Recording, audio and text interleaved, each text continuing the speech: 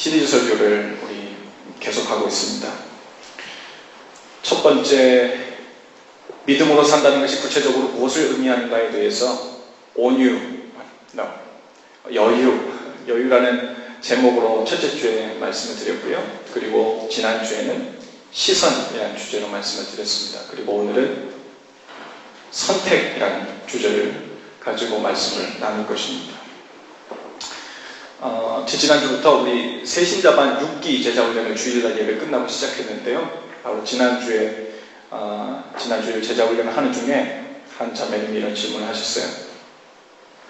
날 때부터 모태신앙으로 기독교 가정에서 태어났거나 혹은 기독교 문화의 나라에서 태어나서 비교적 쉽게 구원받는 사람이 있는가 하면, 태어날 때부터 기독교 신앙과 문화와는 크게 동떨어진 환경에서 태어난 사람들은 환경적으로 복음을 듣고 구원받기가 더 힘든 것입니까? 당연히 있을 법한 그런 질문을 해 주셨어요. 이 질문에 대한 적절한 대답을 하기 위해서 몇 가지 신학적인 전제가 있어야 합니다. 예를 들면 구원이란 무엇인가에 관해서 우리가 바른 지식이 있어야 이 질문에 대한 바른 대답을 할 수 있어요. 구원이란 단순히 기독교 신앙을 가진 부모 밑에서 자라서 세례받고 교회 생활을 하는 것, 그것이 구원은 아니죠. 그건 그냥 기독교 문화에서 사는 거예요. 또 구원과 문화와의 관계에 대한 설명도 또 먼저 제대로 되어야 합니다. 과연 환경적으로 구원을 얻을 만한 더 좋은 환경이라는 것이 과연 존재하는가?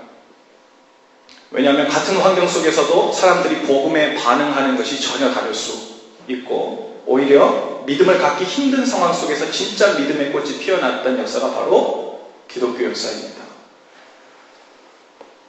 우리 잘 아는 유럽은요, 기독교의 모체라고도 할 수 있어요. 어딜 가도 십자가가 즐비하고요, 성당을 비롯한 역사적인 기독교 유물들이 가득한 곳입니다. 하지만 지금 유럽의 교회들은 텅텅 비었습니다. 오히려 커다란 교회 건물들이 술집으로 팔려나가고 있어요.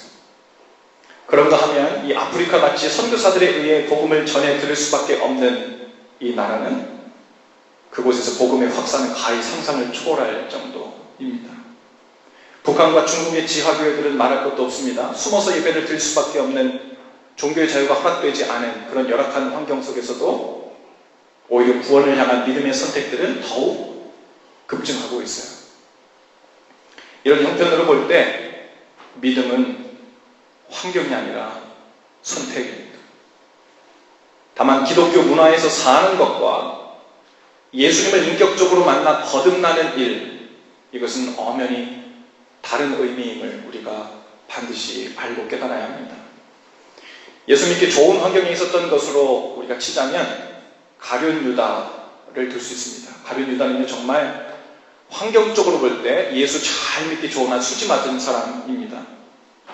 예수님의 제자로서 3년 동안 예수님과 먹고 마시고 자고 함께 살았고요. 그리고 옆에서 같이 가르침을 계속해서 듣고 또 예수님께서 행하시는 놀라운 기적들을 보고 체험했습니다. 하지만 그 좋은 환경 속에서도 유다는 믿음의 자리를 선택하지 않고 오히려 예수님을 배반하고 파는 일을 선택했죠. 겉으로는 예수님께 붙어있는 듯 했지만 그 마음에는 예수님의 뜻이 먼저가 아니라 하나님의 나라가 먼저가 아니라 그 마음에 자신의 뜻, 그리고 자기가 이루고 싶은 그 비전, 그것이 먼저인 사람이었어요. 가룟 유다는요, 역사적으로 당시에 로마의 식민지로 있었던 이스라엘의 해방, 즉 독립을 원했던 열혈당원이었어요. 그래서 무력으로라도 이 로마 군대를 쫓아내고 해방되는 것, 그것이 그 예언을 통해 이루었던 메시아가 오는 방법이라 생각했습니다. 즉 하나님의 아들 메시아라고 믿었던 그 예수님은 그 저 놀라운 기적을 행하는 능력으로 로마 군대를 다 물리치고 쫓아내고 그곳에 독립국가 하나님의 왕국을 세워서 예언된 대로 영영이 멸하지 않는 하나님의 나라가 이곳에 임할 것이라고 기대했습니다. 그런데 예상이 빗나갔죠. 자신의 뜻, 자신의 의지, 자신의 방법이 아니라 하나님의 방법이 선포됐는데 내가 곧 장로들과 대제사장들에게 잡혀가서 고난을 받고 십자가에서 죽게 될 것이다. 그리고 3일 만에 되살아나게 될 것이다. 라는 이 이야기를 듣고요. 황당한 거예요. 너무 실망이 큰 겁니다. 놀라운 기적으로 5,000명을 먹였던 그 놀라운 기적으로 로마 군대를 물리칠 줄 알았는데 도리어 고난을 받고 채찍으로 맞고 죽는다니, 그 배신감까지 느껴질 정도로 실망이 이만저만이 아니었습니다. 가룟 유다는 끝내 예수님을 팝니다. 여러분, 어쩌면 마치 교회를 다니면서 그리스도인이라 불리기는 하나 여전히 하나님의 뜻이 아니라, 하나님의 나라가 아니라 내 뜻, 내 나라를 내 인생 가운데 더 잘 건설해 보려고 하는 그 마음에 늘 앞선 상태로 믿고 있다면, 우리는 가룟 유다가 비록 예수님 옆에 붙어 있으나 실제로는 믿는 자가 아니었음을, 실제로는 가룟 유다처럼 우리가 믿고 있는 것임을 우리가 부인할 수 없습니다. 단순히 가룟 유다처럼 그 급격한 실망과 혹은 팔아넘길 만한 조건과 환경이 아직 우리에게 제공되지 않았을 뿐입니다. 그런가 하면 사도 바울은 복음을 전하면서 수많은 고통과 고난의 자리가 끊임없이 그 인생 가운데 연결되고 있었지만, 그는 끊임없이 믿음의 자리를 선택한 사람이었습니다. 복음을 전하러 가는 길에 배가 풍랑을 만나 파손합니다. 사람들에게 몰매를 맞기도 하고 굶주리기도 하고 밖에서 노숙하면서 얼어 죽을 고비도 많이 넘깁니다. 자기를 위해서 살려고 그런 것이 아니라 복음을 전하러 가다가 다 당한 일이에요. 인간적으로 생각하면 왜 이런 일이 나에게 일어나야 하는지, 왜 이런 고난, 이런 고통이 복음을 전하려고 하는 나에게 이런 일이 있어야 하는지, 상황과 형편과 데이터만 갖다 놓고 판단하자면 이는 당연히 그 상황으로 볼 때 믿음의 자리를 선택하면 안 되는 상황이에요. 그런데 사도 바울은 상황과 상관없이 그 마음이 늘, 그 중심이 늘 하나님을 향해 있었고 그 시선이 늘 하나님을 바라보고 있었어요. 오늘 우리가 읽은 이 신명기 말씀은요, 이제 광야 생활을 마치고 가나안 땅에 들어가기 직전에 있는 이스라엘 백성들에게 하는 이 모세의 고별 설교의 첫 부분입니다. 모세는 이스라엘 백성이 가나안 땅을 목전에 두고도 잘못된 선택으로 인하여 다시 광야를 40년이나 방황했던 그 기억을 떠올리면서, 너희 백성들이 이제 곧 가나안 땅에 들어가게 될 텐데 40년 동안 우리가 무슨 이유 때문에 이 40년 동안 고생을 하고 여기까지 오게 되었는지를 기억하라는 거예요. 회상하라는 거예요. 그리고 다시는 그 실수를 범하지 말고 가나안 땅에 들어가서 하나님을 의지하며 살라는, 바로 그거에 대한 권고의 말씀으로 이 신명기의 첫 부분에 대한 고별 설교를 하게 됩니다. 내용은 이래요. 하나님 이스라엘 백성에게 가나안 땅을 주시겠다고 약속하셨어요. 그리고 그 약속의 말씀을 따라 이제 가나안 땅에 들어가 그 땅을 취하라는 명령을 받았습니다. 하지만 이스라엘 백성은 잠깐만요. 너무 이렇게 서두르지 말고요. 들어가긴 들어가는데, 들어가 취하긴 하는데 더 지혜롭게 합시다. 그러면서 정탐꾼들을 먼저 보내서 어느 길로 들어갈 것인지, 그리고 어느 마을로 가장 먼저 들어갈 것인지 그것을 결정하자고 이야기합니다. 모세가 생각하기에도 그럴듯합니다. 아, 그렇지. 우리가 이왕 들어갈 거지만 어느 길이 더 좋은지, 어느 마을로 들어가면 더 효율적인지 알아보는 건 뭐 나쁠 것 없지. 그래서 각 지파별로 한 사람씩 대표를 뽑아서 12명의 정탐꾼을 들여보냅니다. 이때까지만 해도 약속의 땅 가나안 땅을 향해서 말씀에 순종해서 진격해 들어가는 것에는 그건 논의사항이 아니었어요. 순종할 사항이었습니다. 어떻게 들어갈 건가에 관한 이야기였어요. 그런데 정탐꾼들이 돌아와서 하는 보고를 듣고 백성들의 마음이 바뀝니다. 이제는 논의사항이 아니라 절대 못 들어간다는 말이 바뀌죠. 23절부터 27절까지 말씀을 제가 한 번 더 읽어드릴게요. 내가 그 말을 좋게 여겨 너희 중 각 지파에서 한 사람씩 12를 택하매 그들이 돌이켜 산지에 올라 에스골 골짜기에 이르러 그곳을 정탐하고 그 땅의 열매를 손에 가지고, 오늘 본래 이 본문이 민수기 13장에 있는 내용인데 거기에 보면요, 정탐꾼들이 이 가나안 땅에 들어가서 증거물로 가지고 온 열매가요, 포도송이를 가져왔는데 포도송이가 큰 작대기에 포도 한 송이를 끼워서 두 사람이 어깨에 둘러매고 왔다 그랬어요. 제가 미국 오니까요, 처음 와가지고 제일 놀랐던 건 뭐든 다 큰 거예요. 보통 큰 게 아니에요. 지난주에는 누가 농사 지은 것이라고 해서 깻잎을 갖다 주셨는데 깻잎이 호박잎 같아요. 얼마나 큰지.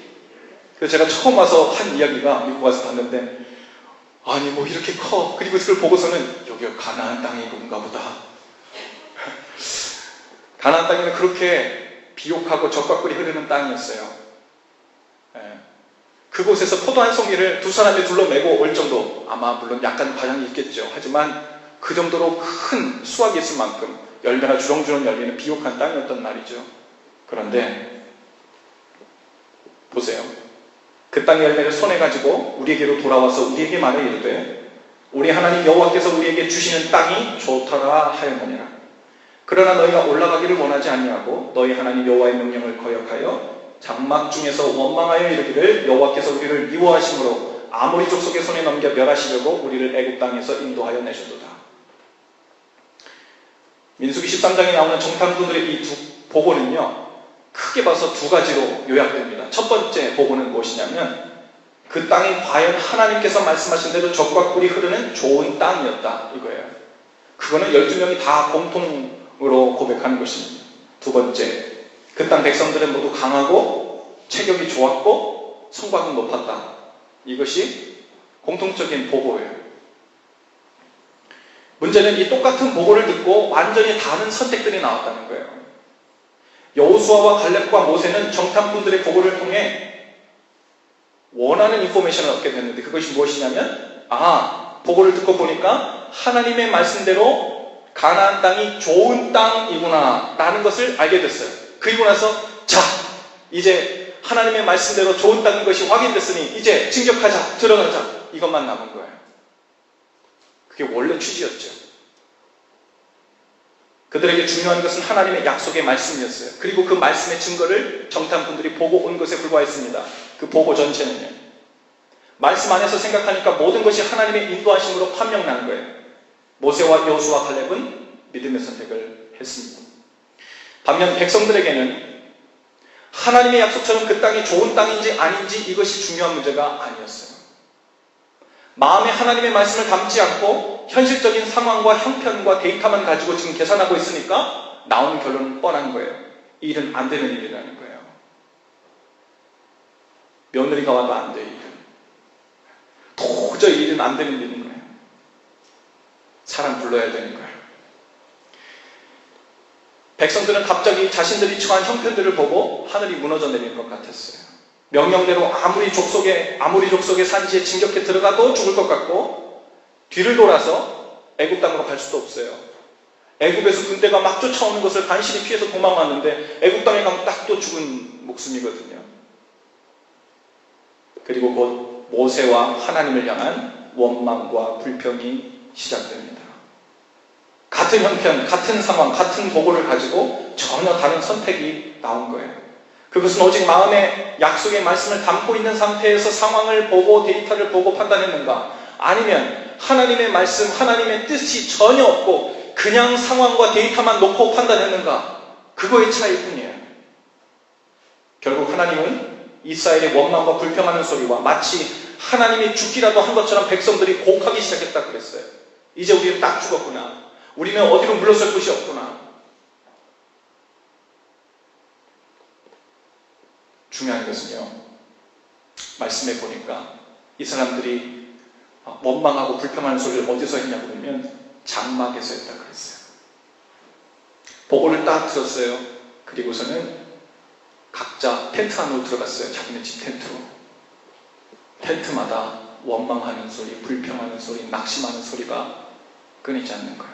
어느 텐트에서는 막 울기 시작해요. 우리 이제 어떡하냐고, 다 죽었다고. 앞으로 갈 수도 없고 뒤로 갈 수도 없고 다시 광야로 들어갈 살 수도 없고 일을 어떻게 하면 좋냐고, 아버지부터 시작해서 엄마부터 시작해서 그러니까 아이들까지 다 따라서 다 울기 시작하는 거예요. 초상집에요, 완전히. 그들이 각 각자 장막으로 들어가서 걱정하고 염려하고 하나님이 못 볼 거라 생각했는지 몰라요. 모세의 눈을 피하려고 했는지 몰라요. 하지만 그 장막 속에 들어가서 모세와 하나님을 원망하기 시작했다 그랬어요. 그런데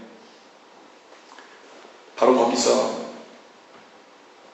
하나님께서 그 소리를 들으십니다. 그리고 신명기 1장 34절 35절에 이렇게 기록되어 있어요. 여호와께서 너희의 말소리를 들으시고 노하사 맹세하여 이르시되 이 악한 세대 사람들 중에는 내가 그들의 조상에게 주기로 맹세한 좋은 땅을 볼 자가 하나도 없으리라. 그리고 40절에 하나님께서 무서운 말씀을 하세요.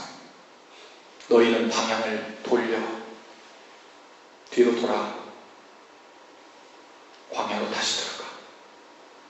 거기서부터 하나님은 정탐꾼을 보내서 정탐했던 40일간 그것을 하루를 1년으로 쳐서 40년간을 광야에서 탐험하는 날이 그때부터 시작되게 되는 거예요. 하나님께서 이 지금 가나안 땅 목전에 오기까지요, 약 한 달도 걸리지 않은 이 시일 안에 하나님은 하나님을 의지하며 살고 주님의 말씀을 따라 사는 것을 이스라엘 백성에게 훈련시키셨어요. 하나님은요, 어쩌면 일부러 애국 군대가 쫓아오도록 만드시고 그곳에서 하나님이 어떻게 구원하는지 눈앞에서 불기둥을 만들어 보여주셨고 바닷길을 내셔서 보여주셨어요.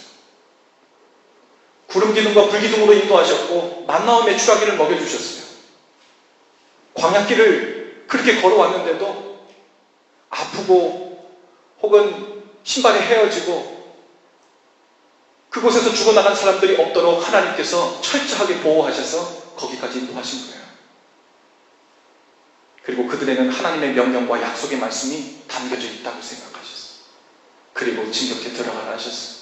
그렇게 약속하셨던, 그렇게도 바라던 가나안 땅 직전까지 왔는데 이들 마음에는 명분은 그래도 이왕 들어갈 거니까 어느 길이 더 좋은지, 어느 마을로 들어가면 좋은지 알면 좋으니까 정탐꾼을 보내서 알아보죠 했지만 사실 그 마음에 정탐꾼이 가지고 오는 인포메이션, 데이터와 상황을 판단해서 들어갈지 말지를 결정하려고 하는 불신앙이 이미 그들 마음속에 있었던 것입니다. 그래서 하나님은 그들이 정탐을 하기로 결정한 40일을 1년씩 쳐서 40년간을 벌로 광야를 방황하게 되죠. 우리는 온종일 선택의 기로에 있습니다. 말씀 안에서 믿음의 선택을 하며 사는 것이 신앙생활입니다. 말씀 안에서 생각하지 않는 사람은 자기중심적일 수밖에 없어요. 그 선택은 언제나 이기적이고 세상적일 수밖에 없습니다. 지금 이 순간 이스라엘 백성들이 범한 죄는 다른 것이 아니에요. 단순히 모세를 원망하고 하나님을 원망한 그것이 아니라 그 이전에 이 백성들이 범한 죄는 정탐꾼들의 보고를 들은 후에 그 상황을 약속 위에서, 그 말씀 안에서 고려하지 않았다는 거예요. 마치 약속을 받지 않은 일반 백성들인 것처럼, 마치 하나님하고 상관없는 사람들인 것처럼 그렇게 자기 앞에 놓인 인포메이션과 상황들과 보고들을 접했다는 거예요. 하나님을 안 믿는 백성과 똑같았던 거죠. 거기에서 벌써 하나님께 커다란 범죄가 일어났습니다.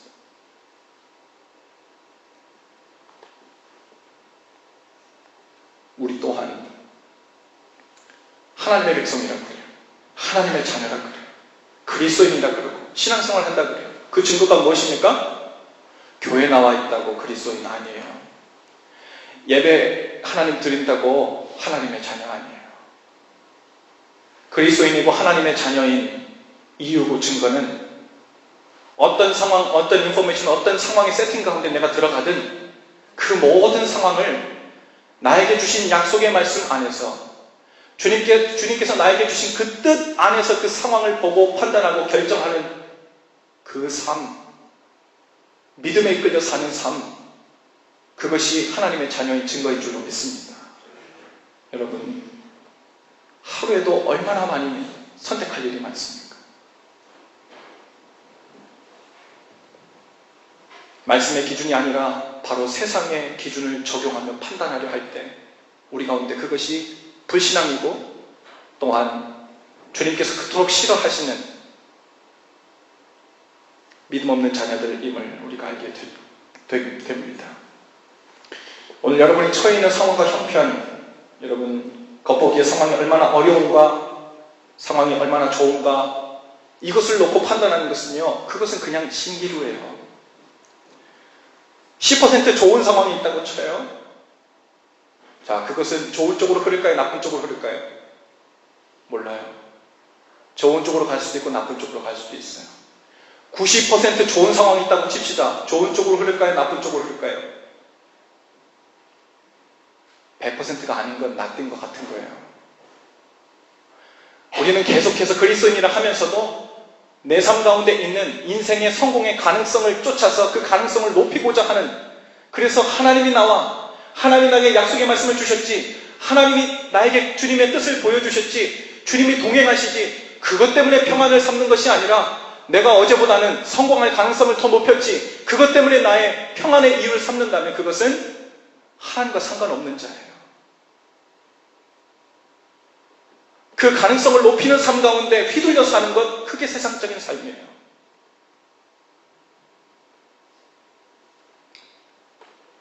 그 상황을 말씀 안에서 생각하면서 진단하고 있다면 어떤 어렵고 열악한 형편 가운데 있다고 해도 저건 내 밥이다 라고 담대히 선포하면서 평안 가운데 그 땅을 취할 수 있습니다. 오히려 그 어려운 상황 때문에 더욱 놀라운 하나님의 은혜를 경험하게 될 것입니다. 주님의 전능하신 손길을 다시 한번 목격하게 되는 기회가 될 거예요. 하나님이 이스라엘 백성에게, 하나님이 모르셨을까요? 그들의 체격이 장대한 줄? 하나님께서 모르셨을까요? 그들의 성곽이 높은 줄? 어쩌면 하나님께서 일부러 안 보여주시고 들여보내게 하신지도 몰라요. 그거 보면 두려워할까봐, 하나님이 우리의 체질을 아시니 그걸 보면 엉뚱한 생각할까봐 그냥 진격하라는 거에 명령에 순종해서, 물론 들어가다가 첫 마을 입구에서 사람들의 체격을 보겠죠. 성곽 쓰여진 걸 보겠죠. 하지만 이미 들어왔으면 열 수 없어. 하지만 순종하면서 들어왔어요. 순종하면서 들어온 이상 그 다음부터는 하나님이 길을 내실 거예요. 그 다음부터는 하나님이 대신 싸우실 거예요. 그 다음부터는 하나님께서 모든 일을 대신 행하실 거예요. 하나님의 시나리오는 그거예요. 그런데 우리 가운데 그래도 두들겨 보는 거에 낫지요.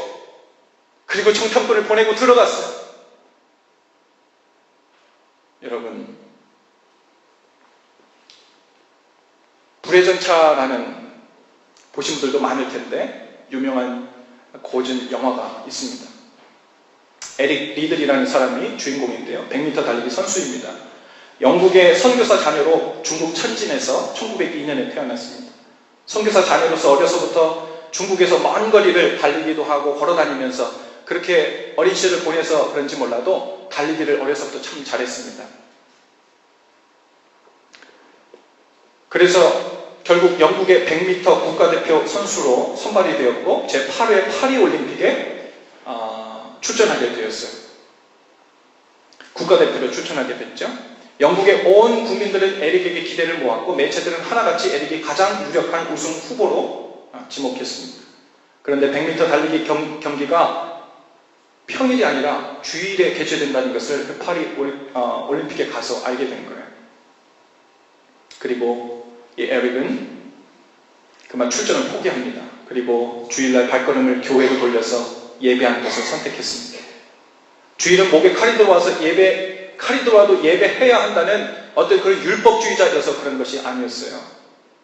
어떤 상황에도 하나님을 가장 존중히 여기는 것을 삶의 목적으로, 이유로, 모토로 삼고 있었기 때문에 하나님을 향한 신앙의 고백으로 에릭은 그 엄청난 선택을 했던 거예요. 많은 비난들이 쏟아졌습니다. 심지어 자국민들에게서는 배신자라는 욕까지 듣기 시작했어요. 그렇게 주일을 보냈는데 평일에 개최되는 자기 주종목이 아닌 400m에 출전할 수 있는 기회가 에릭에게 주어졌습니다. 에릭은 주종목이 아니었기 때문에 사람들은 기대하지 않았어요. 100m를 위해서 훈련된 사람과 장거리를 위해서 훈련된 사람은 애초에 그 근육부터가 다르고, 보통 100m 혹은 150m를 뛰고 나면 그 다음부터는 현저하게 속도가 떨어져서 도저히 400m 선수들을 따라갈 수 없을 것이라고 다들 그렇게 생각했습니다. 근데 예상을 뒤엎고 이 에릭이 400m 경기에서 우승하고 금메달을 따게 됩니다. 경기 후에 한 인터뷰에서 에릭은 이렇게 고백했습니다. 처음 200m는 제 힘으로 최선을 다해 달렸습니다. 그리고 나머지 200m는 하나님께서 도우셔서 더 빨리 달릴 수 있었습니다. 그 경기를 지켜보는 사람들의 눈에 그 에릭이 달리는 그 발의 모습이요, 마치 불의 전차처럼 보였다는 거예요. 사람이 저 발을 움직이는 게 아닌 것처럼 보였다는 거죠. 그래서 그 영화의 제목도 불의 전차, 에릭이 달리는 그 발을 형상화하는 것입니다. 에릭은 나중에 중국 선교사로 가서 거기서 생을 마감하게 됩니다. 저는 에릭이 말씀 안에서 그 상황을 생각하고 판단했기 때문에 그러한 결정을 했다고 믿습니다.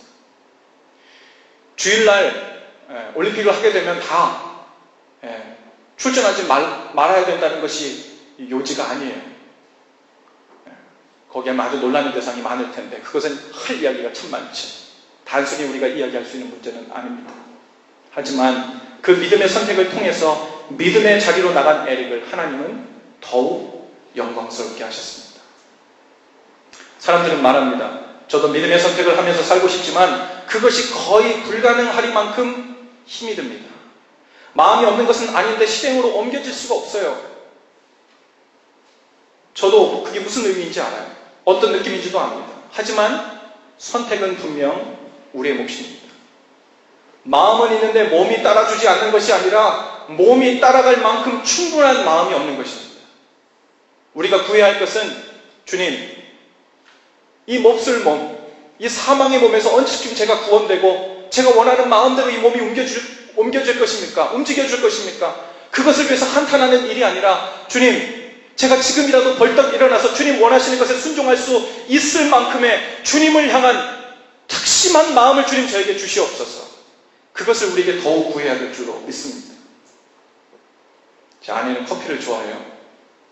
보통 좋아하는 게 아닙니다. 어느 때부터 인간은 하루에 한 잔 이상은 꼭 마시게 되었던 것 같습니다. 커피 없이 산다는 것은 거의 불가능한 일처럼 보였어요. 그런데 신기하게도요, 아이를 임신하고 나니까요, 커피 먹는 것을 절제하기 시작하더라고요.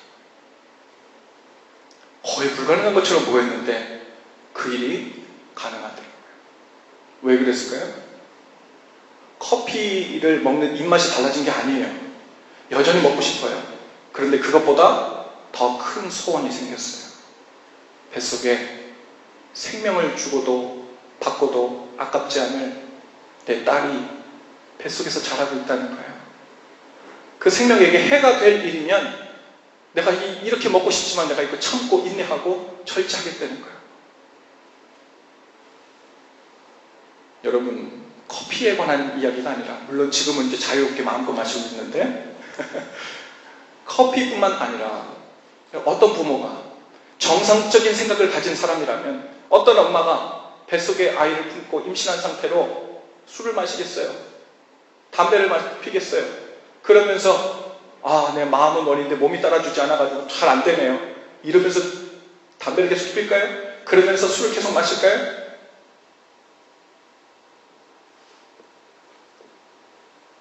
우리 가운데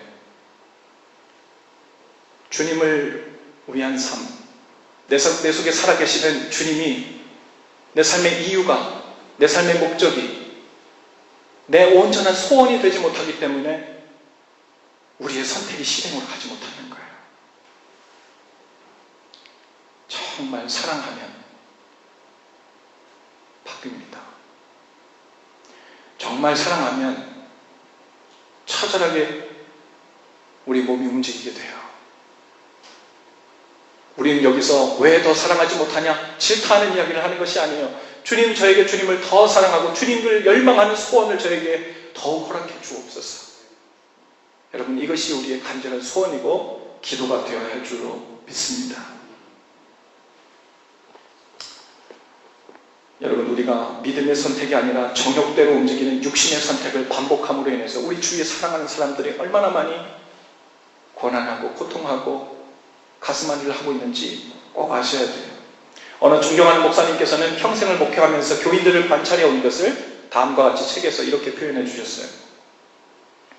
나는 목회 경험을 통해 예전에 몰랐던 것을 새롭게 알게 된 것들이 많다. 그 중에 하나가 교인들이 자기 주위 사람들에 대한 불감증이다. 대부분의 남성 교인들이 모르고 있다. 독불 장군처럼 살아가는 자신으로 인해 자기 아내와 자식들이 얼마나 고통스러워하고 있는지를 말이다. 여성 교인들도 거의 모르고 있다. 남편과 자식을 자기 뜻에 묶어두려는 자기 이기심 때문에 가족들이 얼마나 괴로움을 당하고 있는지를 말이다. 절대 다수의 직장인들은 모르고 있다. 상대를 배려치 않는 자신의 성품 탓에 얼마나 많은 동료 혹은 아랫사람들이 상처를 받고 있는지를 말이다. 수많은 청년들이 모르고 있다.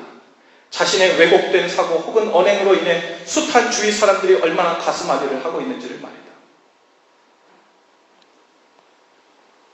말씀을 먼저 마음에 담고 그 말씀을 따라 믿음의 선택을 하며 사는 삶으로 바뀌기 전까지는 우리의 부모님들과 배우자와 자녀들이 우리 때문에 눈물로 밤을 하얗게 지새울 수 있음을 여러분 알아야 합니다.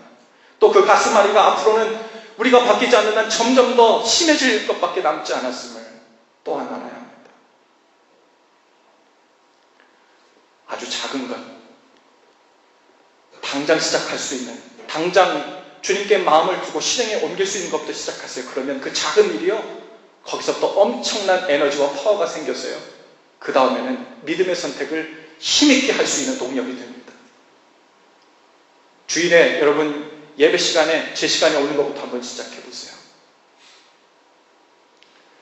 제가 1시가 가까워오면요, 제 마음에 고민과 번민이 일어납니다. 예배를 지금 시작해야 되나 말아야 되나. 주님과의 약속인데 1시에 주님을 예배하겠다고 공표했는데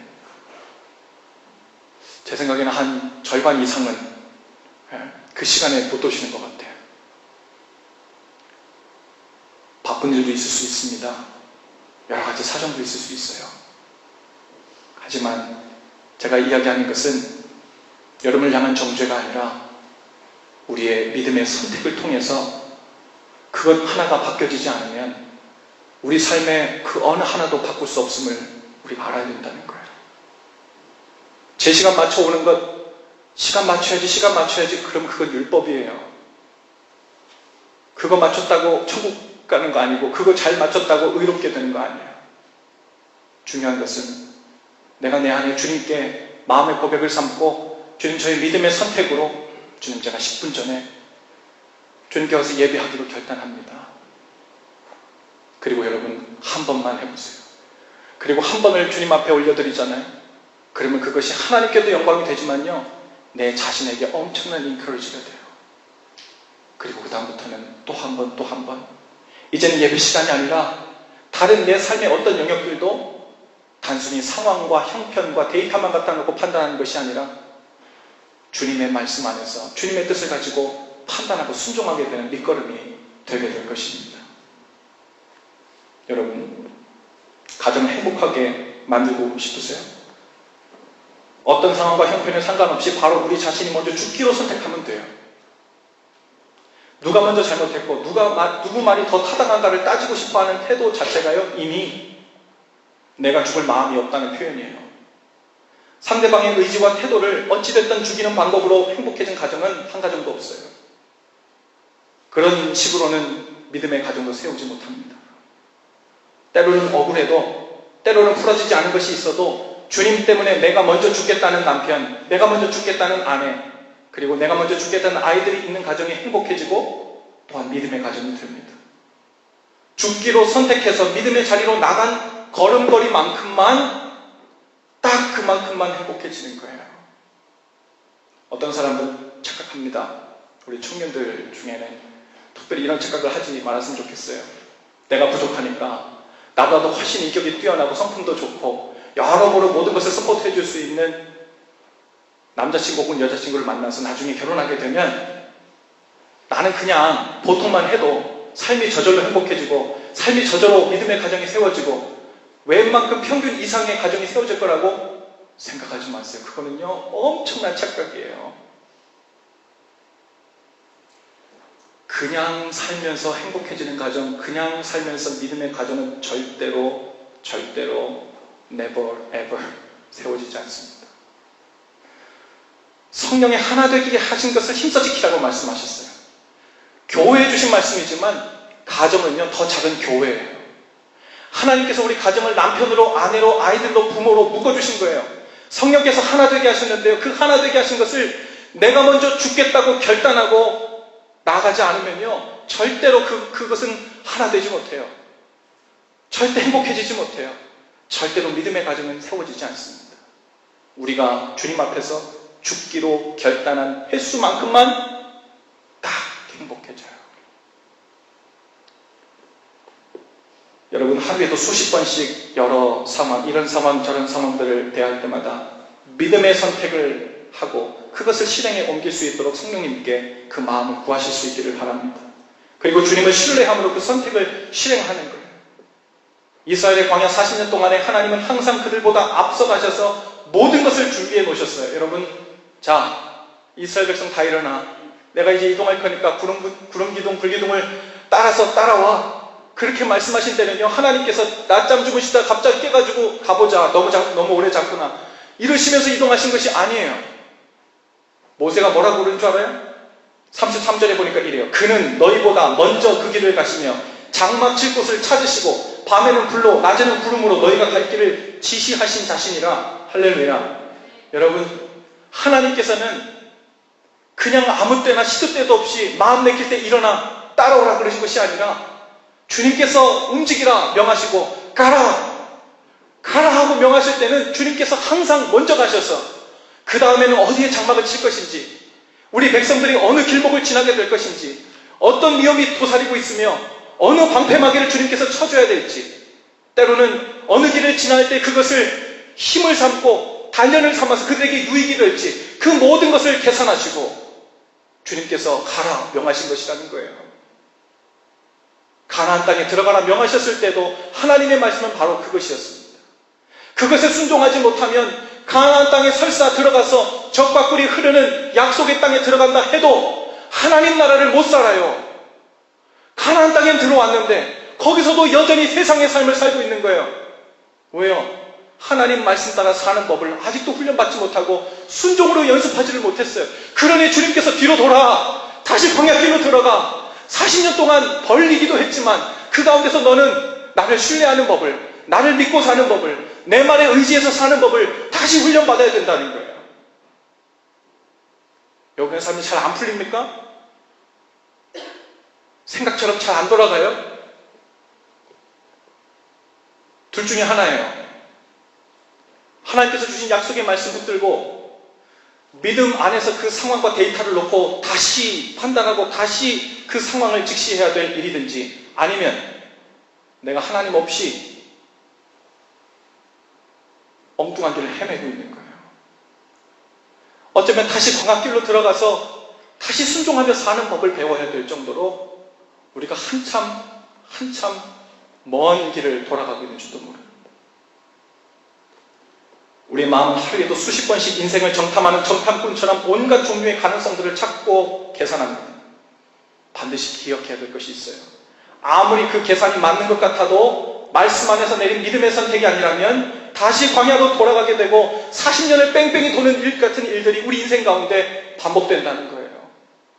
일이 잘 돌아간 것 같고 잘 풀린 것 같고 남들보다 수월하게 많이 앞서온 것 같아도 그것이 주님께서 주신 믿음의 결단으로 온 길이 아니라면 여전히 불안하고, 언제 내가 낭떠러지에 떨어질지 모르고, 언제 내가 장애물에 걸려서 넘어질지 모르고, 하나님이 동행하신다는, 주님께서 가라고 해서 온 길이라는 확신이 없을 때 우리 가운데 얼마나 큰 두려움과 불안과 염려가 우리 삶을 휩싸게 되는지. 여러분, 하나님을 향한 믿음의 선택으로 우리가 우리의 길을 지금 선택하고 가고 있다면, 비록 우리 인생의 목전에서 징조가 별로 좋아 보이지 않아도 장대한 족속들과 마치 그 성곽이 하늘에 닿은 것처럼 성곽이 높아서 도저히 점령할 수 없을 것 같아도 거기서 하나님께서 우리 대신 길을 내시고 대신 싸우시는 기적을 보면서 인생을 살아가게 될 줄로 믿습니다. 성곽이 이만큼 높아요, 이만큼 낮아요, 이것 계산하라고 우리에게 눈을 주신 게 아니에요. 믿음의 눈을 가지고 주님께서 명하신 그 상황을 주님의 뜻 안에서 다시 살펴보라고 우리에게 눈을 주신 거예요. 여러분, 그것은 오늘 당장부터 믿음의 선택을 실행하는 사람들에게 약속된 복입니다. 옆뒤 좌우분에게 그렇게 한번 인사하십시다. 당신을 위한 모든 것이 준비되었습니다. 믿음의 선택만 남았습니다. 모든 것이 준비됐어요. 뭐가 준비됐습니까? 하나님께서 우리를 자녀 삼아주셨대요. 이것보다 놀라운 준비는 없어요. 하나님이 우리를 사랑하신대요. 그것보다 놀라운 보장은 없습니다. 하나님이 우리에게 복을 약속해 주셨어요. 그것보다 놀라운 준비가 어디 있어요? 다 됐어요. 뭐만 하면 돼요? 믿음의 선택만 하면 돼요. 단순히 그냥 눈 감고 아무데나 쳐들어가는 게 믿음의 선택이 아니라 하나님께서 보여주시는 모든 상황을 주님께서 주신 말씀과 믿음의 빛 안에서 판단하라는 거예요. 여러분, 그 첫걸음에 저와 함께 다 승리하실 수 있기를 바랍니다. 우리 교회도 그 믿음의 발걸음에 다 같이 온 교인들이, 온 성도들이 한 마음으로 나갈 수 있기를 바랍니다. 주일 예배 늦어도요, 저는 실망 안 합니다. 원망도 안 하고 실족도 안 해요. 다만 주님께서 제 입술에, 제 마음에 선포하고 말아야 될 의무를 주셨기 때문에 말씀드리는 거예요. 얼마 전에 우리 큰딸 유한이가요, 말을 잘 듣다가도 어느 날은 막 고집을 부리고 말을 안 들을 때 있어요. 밥 빨리 먹어라 하는데도 계속 놀고 있고, 학교 갈 시간이 다 됐는데도, 씻으라 그러는데도 그 칫솔을 입에 물고 한참 그냥 이야기하고 노는 거예요. 지금 학교 갈 시간이 다 됐는데도. 하루는 엄마가 엄포를 놨어요. 난 지금부터 잔소리 안 한다. 너 다 준비되면 얘기해. 10시가 됐든 12시가 됐든 그때 학교 데려다 줄게. 그랬더니 유한이가 그때부터 겁을 먹기 시작해.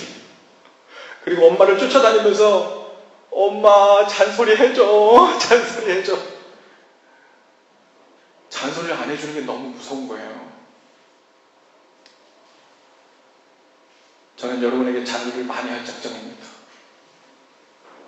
제가 여러분에게 잔소리를 안 하기 시작하는 날, 제가 여러분을 더 이상 사랑하지 않기로 결단한 날인 줄 아세요?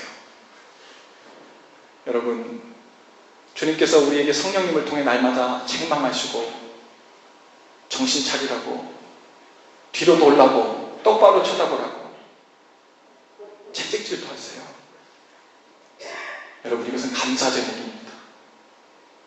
우리가 얼마나 말을 안 듣고 얼마나 구제불능이고 얼마나 고집불통인지를 안다면 우리에게 끊임없이 말을 안 듣는데도 쫓아와서 마치 엄마 잔소리처럼 우리의 영혼을 살리려고 이끌어주시는 주님의 그 사랑 없으면 우리는 언제든지 죽을 목숨이에요.